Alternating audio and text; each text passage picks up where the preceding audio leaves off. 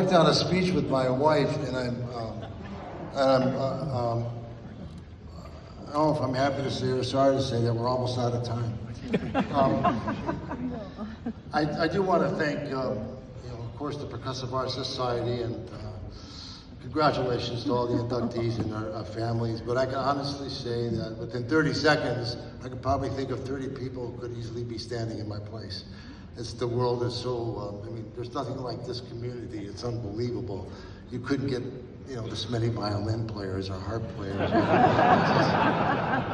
The drummers have each other's back. There's something about it, something really beautiful about it. I want to thank Nancy Zeltzman for putting my name forward, and Aaron Iva, who also helped her along the way.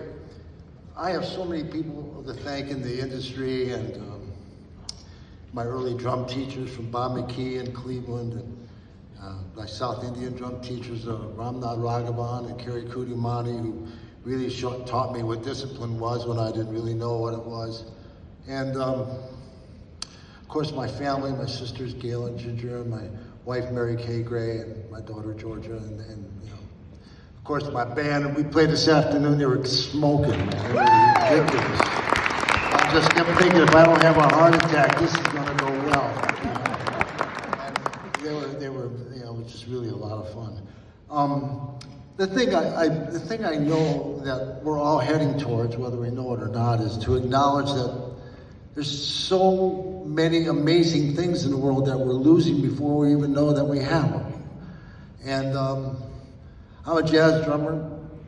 I started playing when I was 4 years old, And that first lesson I had with my uncle, Dave Morad, didn't go well if he didn't show me drumming and music through love. And my whole thing would have taken a left, from the very first time. So I always think about that when I share and I'm around the world and I'm traveling. But more importantly, the idea that someone like me, I wasn't a good fit for anything in particular.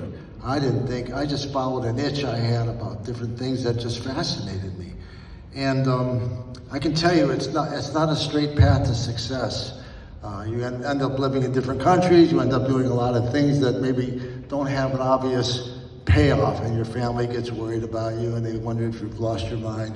And if you'll ever be able, they know you have talent, but if you'll ever be able to support a family even.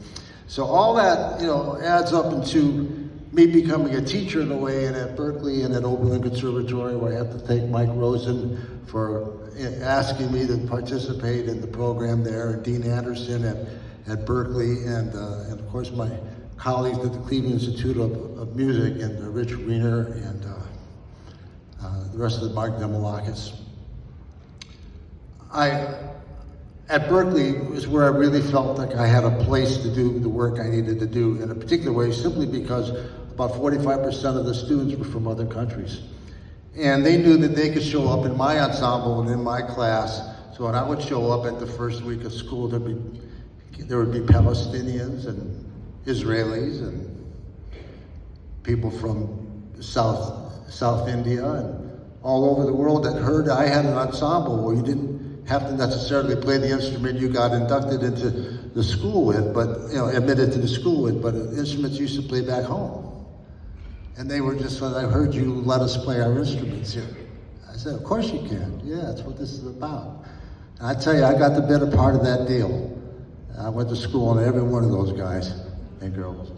It was just an amazing experience, and it goes on. It goes on for me, and I just know that this world of drumming is unlike any other type of thing that there is, and I encourage all of you who are teachers to have your students travel. And I also want to say something about artificial intelligence in music, just briefly, and just because it's so important for us to have these amazing interactions live.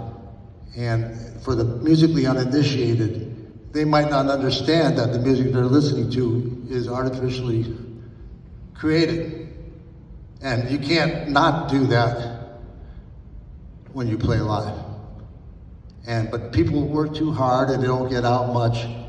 Jazz clubs used to close at 2, they close at 10 now.